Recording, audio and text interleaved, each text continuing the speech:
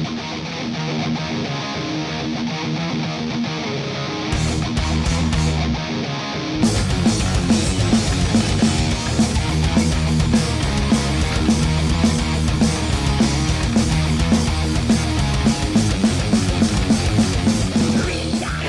up, everybody? My name is Scott Waters. Welcome to Lots of Metal. Going to be doing a What's Spinning today, all vinyl edition. So I'm going to get right into it because I got a lot to show.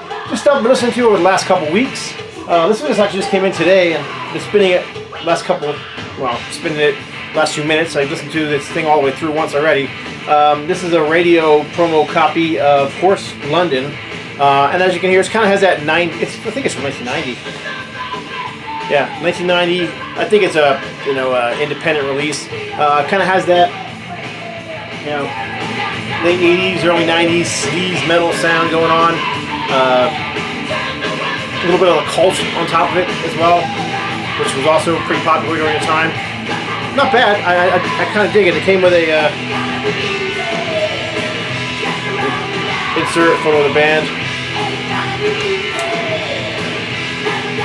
So pretty cool, digging it. It's a, I believe, 6-song EP. Yeah, 6-song EP from 1990. Horse London. New one to me. I had never heard of it before. Looked online. It's a fairly inexpensive record. You can pick up brand new for about $10. Not brand new. You can pick it up used for about $10. This is another new addition to the collection. I actually found this at a local thrift shop for $1 in fantastic condition. And I didn't have it. I do like Tommy Bolin. I have another solo album. I have this Deep Purple stuff. Just didn't have this one. And I found it in pristine condition. Just good straight up guitar rock and roll. Very good record from Tommy Bolin. Glad to have it. Private Eyes. It's on Columbia Records from 1975, 76, somewhere in that area. Heathen's Rage book. I don't know why that's up there. Actually, I do want to go because I finally got my copy of the book that is autographed. Some classic heavy metal. If you're a longtime fan of, especially underground metal or any of the metal blade bands, you know who Death Dealer is. Let's turn this down. It's kind of loud. You know who Death Dealer is. They're just underground favorites. Originally called Death Dealer, but had to change their name due to conflicts with another band with the same name. It's a classic album. If you're just the right age and know your underground or metal blade bands, this is just a classic album. Straight up heavy metal. Not sure what else to say about it other than that. It's just a classic, and it's one of those ones I pull out every once in a while and just give a spin to. Brand new Narnia, From Darkness to Light.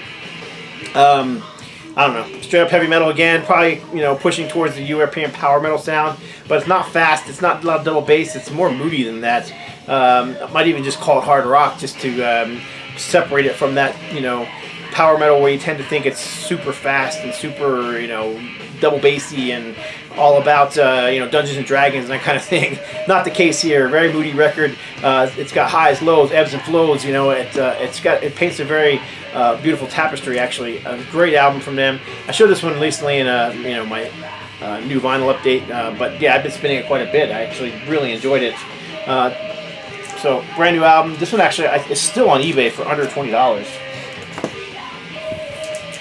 Deliverance, the Worst of Kind, 2017 release. Just one of my favorites from that year. And this thing is actually going to be getting a CD re-release because the CD's already, well, I shouldn't say already, it's been 2 years, but it's sold out. So it's going to be getting a gold disc edition reissue. Looking forward to that. So I was just giving this one a spin. Just thrash metal from Jimmy Brown, Jim Chafin, Glenn Rogers, and missing one. Glenn Rogers and bass player. Former Tourniquet bass player. Yeah, there's a picture. I still can't come up with the name at the top of my head. Victor Macias. Victor Macias is the bass player. Victor, who made his name in back in the day during the classic Tourniquet era. Those first 3-4 albums. So brand new Death Angel. This album is fantastic. I like it more and more every time I spin it. Man, that cover's hard to see. I'm not to pull it out of the plastic just to show the cover. But yeah, this is one of those double albums. It's got 3 albums on it, 3 sides on it. The 4th side is capable of just etching or something like that. But I like it better like that than I'm spreading, an album that needs to be on 3 sides onto 4 sides. But just great speed metal, thrash metal, whatever you call it. Just continuation of what they did on their last album. Fantastic stuff. I love this kind of music, so I play this one quite a bit. Can't imagine it won't make my top 20 for 2019. Narnia, Death Angel, Humanicide. The classic rock from Ted Nugent and the Amboy Dukes. This was the last Amboy Dukes album, I believe, before it just became Ted Nugent. Really, this is a Ted Nugent album as it is. I don't think there's any original Amboy Dukes left on here that I can remember. Let's see. Personnel: Rob Grange on bass. Rob went on to play with him during the Ted Nugent years, first few years. Yeah, there's no other original members on here from the original Amboy Dukes. So this is for all intents and purposes, this is a Ted Nugent record, and a very good one at that. It still has some of that 60s vibe to some of it. The song Hibernation is nothing but a big old instrumental jam. Sasha is kind of a more mellow song. Lady Luck's kind of got that kind of 60s rock and roll vibe going on to it.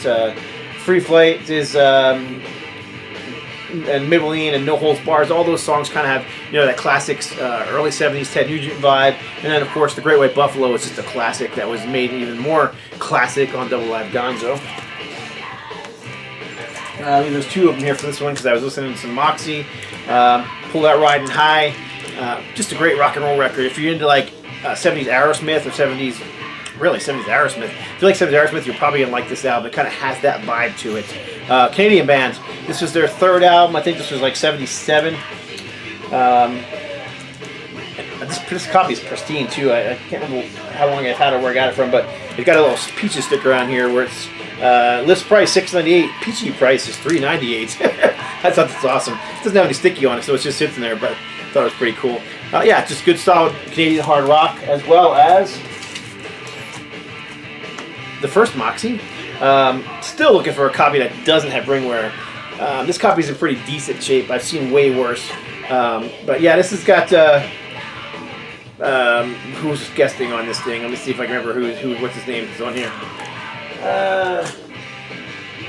Tommy Bolin.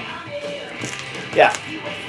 So Tom Bolin, who is on here, actually plays some guest guitar stuff on here. And these guys were recording in the same studio at the time, and Tommy dug what Moxie was doing and came in and did some stuff with them. So again, it's just straightforward 70s hard rock.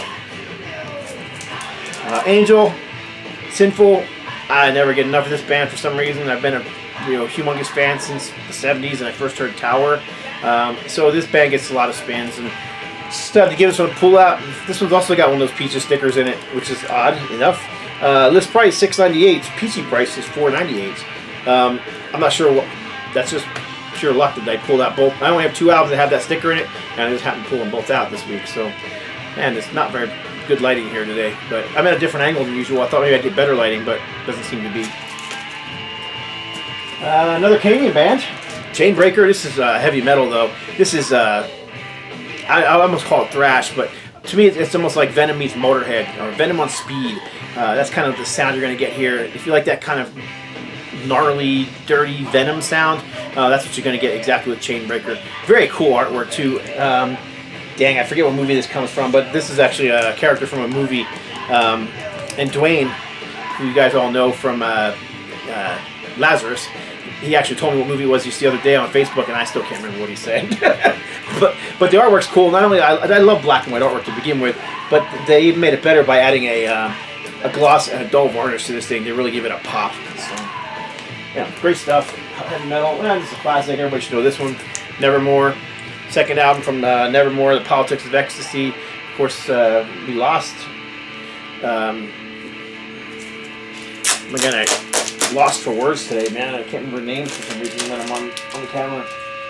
Warl Dane. We lost Warl Dane this year. This is a gatefold. It's time to turn the record over, so you have to excuse me. See if I get a copyright strike for spinning this record in the background. Probably will, but oh well. What are you gonna do?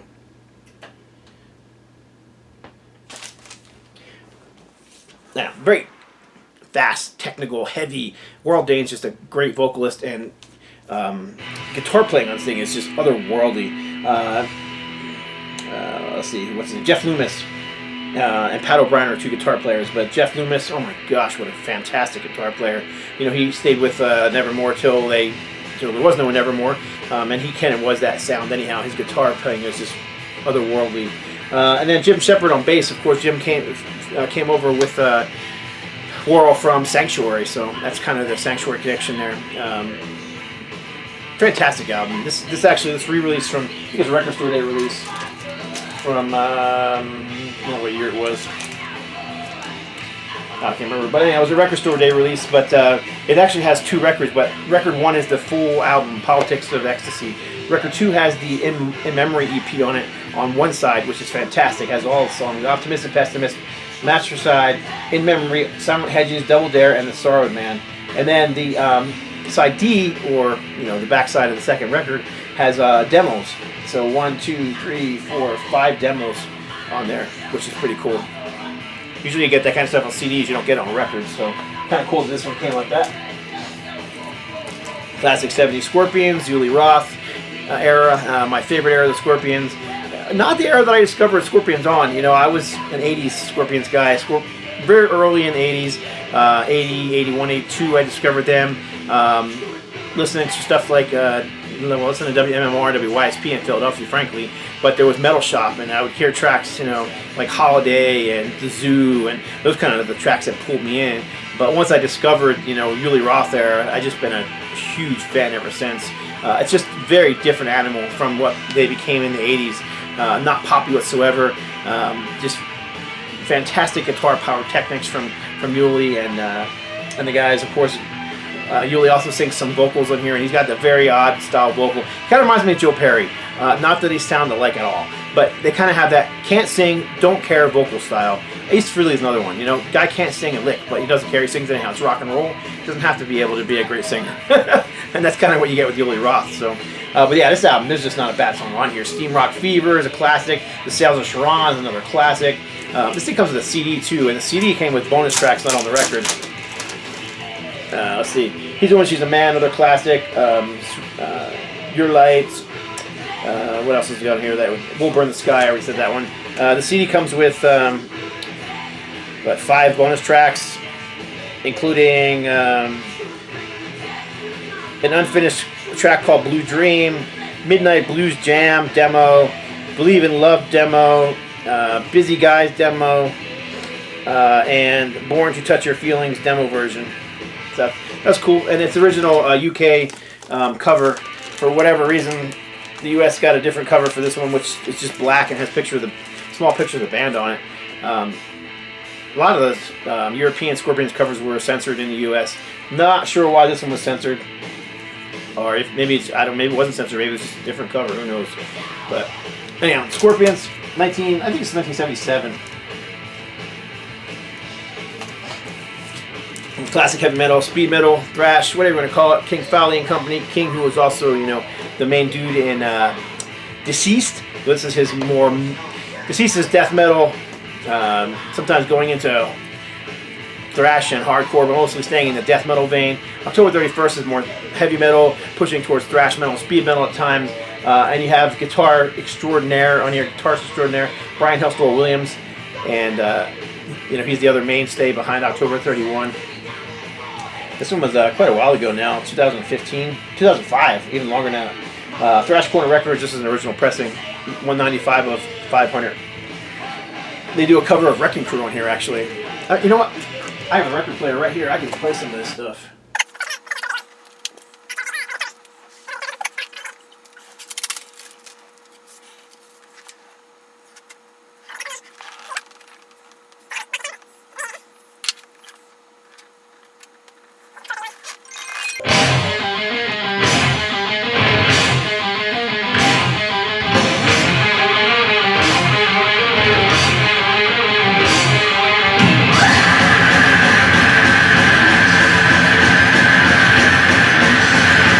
That is King on vocals too. Same King with his vocals for Deceased.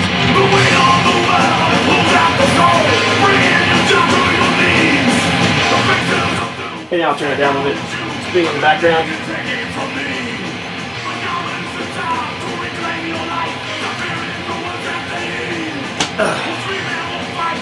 Let's see, Japanese pressing of the very first Lion EP, Power Love. 6-song EP from them. You know, I've got several Japanese pressings of records, and this is the first one I've ever seen that has ringwear on it. I don't know why. You just never see Japanese pressings that have ringwear, but this one has a little bit of ringwear on it. But yeah, just kind of commercial, straightforward heavy metal, 80s style heavy metal, pushing more towards the commercial or pop in style.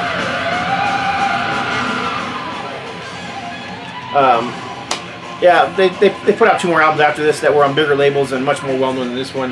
You got Doug Aldridge on guitars, who went on to play with Dio, Whitesnake, among others. So Mark Edwards, who was in Steeler, Gary Best on bass, and Cal Swan on lead vocals. Classic rock and roll. Love this album. Alice Cooper, Welcome to My Nightmare. One of my all-time favorites. It gets spun a lot over the, I just get in Alice Cooper moods, and this is one of the first I usually go to grab for. This one, From the Inside, is two of my favorites from the Alice Cooper solo era of the band. So just every track on here is a classic. Welcome to my nightmare. I think you're gonna like it. Fantastic stuff. Eric Wagner plays guitar on this thing. He was kind of a guitar player who's a ghost guitar player on a lot of different records. Played on the Aerosmith's second record, played on Kiss records. The guy plays all over the place. So Welcome to My Nightmare is actually co-written by Alice Cooper and Michael Wagner. But Bob Ezrin is basically the guy behind this record too. Bob, who also worked with Kiss, Destroyer, among others. So Pink Floyd's The Wall. Great album. New Wave British heavy metal, Girl School. Kind of has that. No, it's Girl School. If you don't know who Girl School is, you need to look them up because they're a classic band. If you're into heavy metal at all, you need to know who Girl School is. So this is their Hit and Run album. I believe this was their second album from about 1981. Let's see, 81. So Hit and Run. It's got, it's kind of punky. It's kind of fun rock and roll kind of stuff. New wave of British heavy metal kind of stuff. It's a lot of people call them the female Motorhead. That's not too far off the description. So great stuff. If you don't know who Girl School is, you should. If you're a classic heavy metal fan, this should be in your collection. I hadn't heard this one in a while, so I pulled it out and gave it a spin. Need to review it on my site and hadn't done it yet, so working on that. So this is the last Ace Frehley solo album, Spaceman.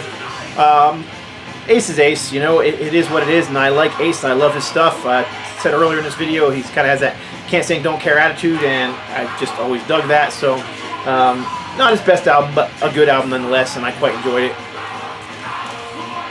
Another run from this year, another classic. This album could make my top 5 for this year. It's just that good.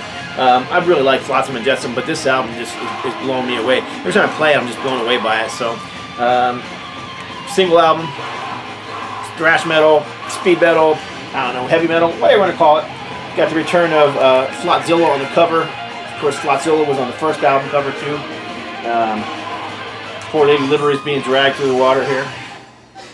Kind of like our government drags Lady Liberty through the... Never mind. Some classic thrash metal, Slaughterhouse, Face Reality. Honestly, I just hadn't heard this one in a while, and I was just digging through the stacks, looking, what can I listen to? So I pulled this one out and gave it a spin. I just hadn't heard it in a long time. I can't pick this one from oldies.com like years ago when I used to buy from... I don't buy from oldies anymore because this album is slightly warped, and every album I would buy from them would be slightly warped, and so I have to flatten them all. So anyhow, not exactly a glowing advertisement there for oldies.com, sorry. Their new stuff is fine, it's just when you get these older sealed albums from them, they tend to be warped. So Slaughterhouse, Face Reality, 80s thrash metal. This one's probably from 1989, 1990, somewhere in that area. Metal Blade Records. Should have a year on here. Oh, 1991, a little later than I thought it was. I love this album. This is the Biogenesis Black Widow EP that came out on Rox Records this year. This is the vinyl version of it finally coming out. It's up for pre-order at the roxrecords.com site. It has an extra song in there. I think it's 8 or 9 minute long progressive masterpiece on there called Messiah. The record's going to come with a free CD as well. The CD has 2 bonus tracks, including Messiah, and then one other song. But yeah, it's going to be on red vinyl. This is actually the test pressing.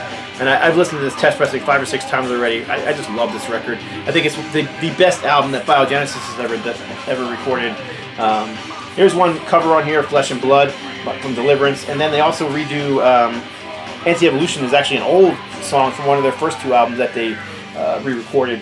And this lineup they have is just awesome. I mean, I've always liked Chaz's vocals. I've always liked Chaz as a person as well. But frankly, I just think this lineup he has now is just the quintessential Biogenesis lineup. And that album is just fantastic. I guess I was into some Prog. I think I was in a whole bunch of Prog for a while. Eloy. This is Planets. This is a 80s reissue of Planets with artwork from the incredible Rodney Matthews. I love Rodney Matthews' artwork. Fantasy artist. So, and yeah, Eloy, this is just a band I have exactly 4 records from them. I'm looking for more. They just don't show up in the U.S. very often. So this one was actually given to me by my friend Steve out in the UK, headbanging Zulu UK, and very grateful for it. Nectar, classic Nectar, Remember the Future. These guys are kind of weird. They're a German band / UK band. They're originally, some members from Germany, some members from the UK. Originally from Germany, moved to the UK. I don't know. Whatever you want to call it. Some people call them a German band, some people call them a UK band. It doesn't really matter. I just like them.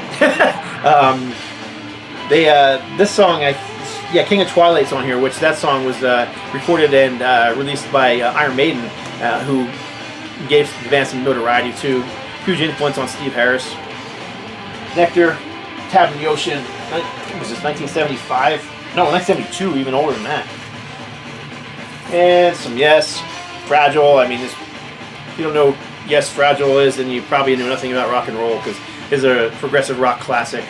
Love the artwork, Roger Dean. Gatefold, single album.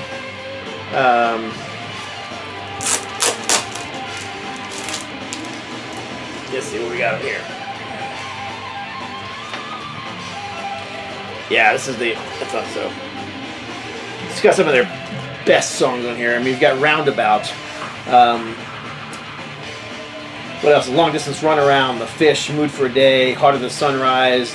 This is just a fantastic album. It is a gatefold, as you can see. I only got one hand going on here. I've had this pressing forever. I've got the original. It came with the original. Here's the original booklet that came with it.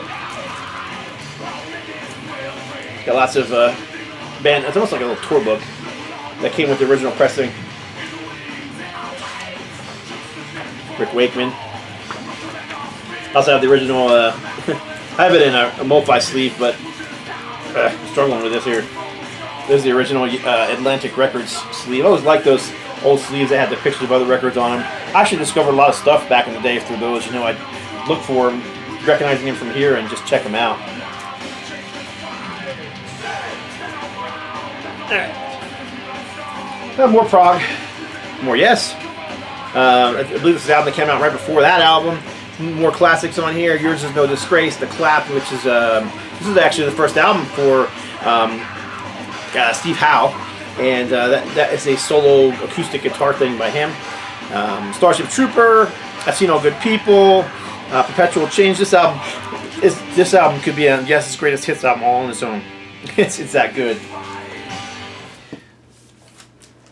This is former Yes guitar player.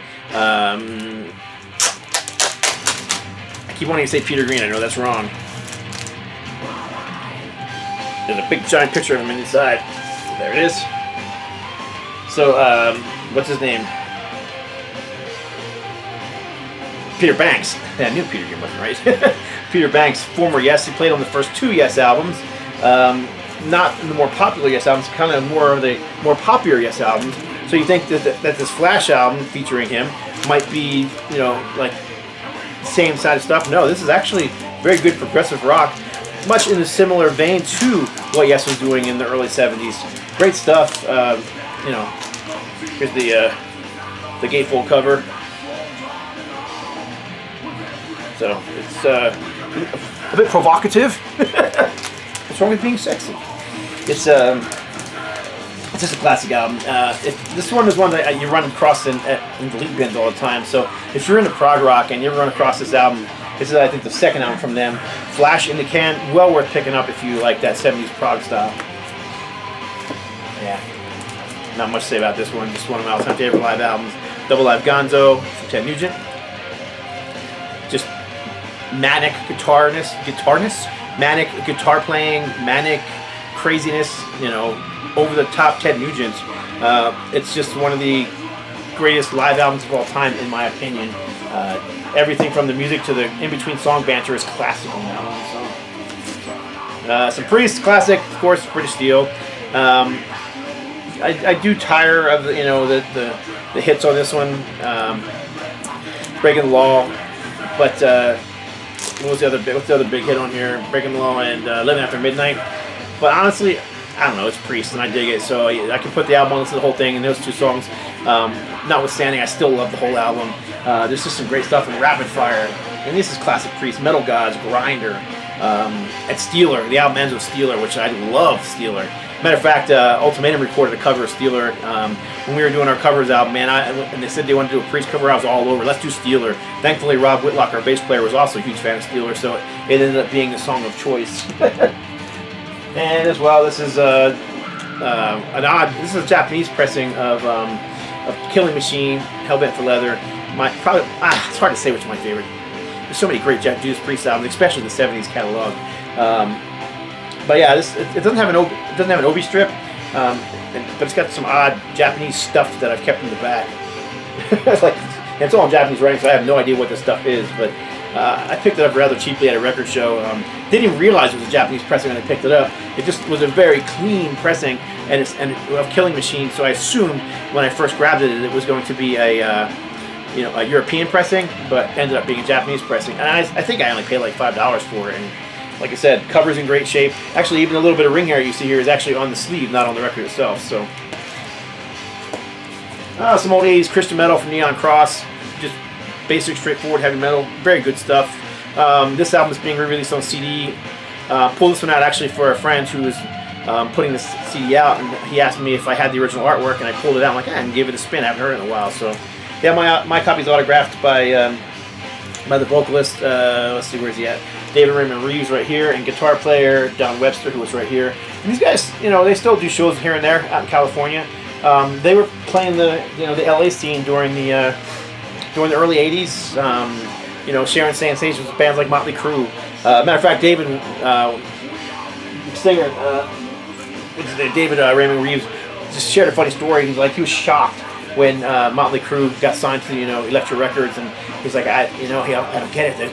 The guy can't sing, and the drummer can't play, and he goes, but he said, somehow they did it, man. He goes, but what about the rest of us guys, man? We got a guitar player who can play circles around those guys, and whatever, It's all big competition out there, but anyhow, that's just telling you when those guys were around. If you go to NoLiveToMetal.com and look up the Neon Cross, you can actually read what he actually said to me. I can't remember exactly what he said, but I put it on there.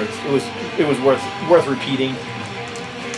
Savage Grace, After the Fall from Grace, speed metal band, another of those metal blade bands from the '80s. Saw this band live at the Penny Arcade in Rochester. Great stuff. Heavy metal, pushing towards thrash metal. I'd always call them speed metal. They got the cleaner vocal style. It's not really thrash. There's nothing really punk about it. So it's just metal. Super speed metal. So, if you don't know who Savage Grace is and you're a classic metal fan, do yourself a favor and check them out. Again, this one deserves to be in any collection of any heavy metal fan. Getting there, Vardis, another one of those bands. If you don't know who they are, I'm kind of surprised because they've been around forever. This album's from 1980. I think this is their first full-length album. And if I'm not mistaken, it was pretty much recorded live. This is actually, I replaced my original copy with this reissue. It's a gatefold Back on Black, and I could give my other copy to my buddy Steve. So there you go, Vardis, 100 miles per hour. Glad to have a fresh, clean copy in my collection. And last two.